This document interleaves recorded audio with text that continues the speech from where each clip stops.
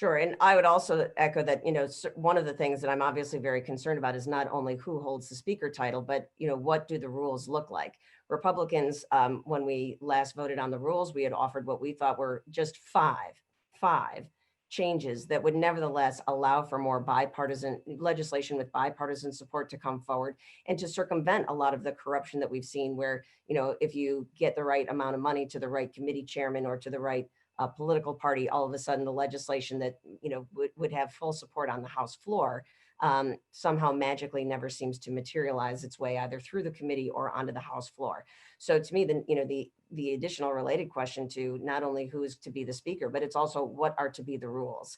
And unless and until I see from the Democrats a full commitment as well that they are going to actually revise the rules so that we can truly have bipartisan legislation come forward, I have concerns about that because what I don't want to do is change the figurehead and then not change the underlying political structure that is allowing for so much unaccountable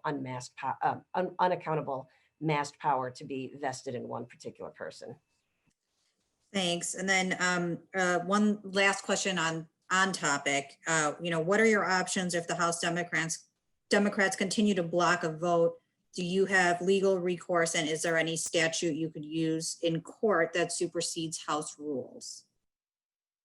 Sure. I certainly hope we don't have to get to that point. It will really be a sad day for Illinois if we do, because what that means is that members of the Democratic caucus are unwilling to hold their leadership accountable, and not hold their leadership accountable, but they're unwilling to actually get to the truth of what happened.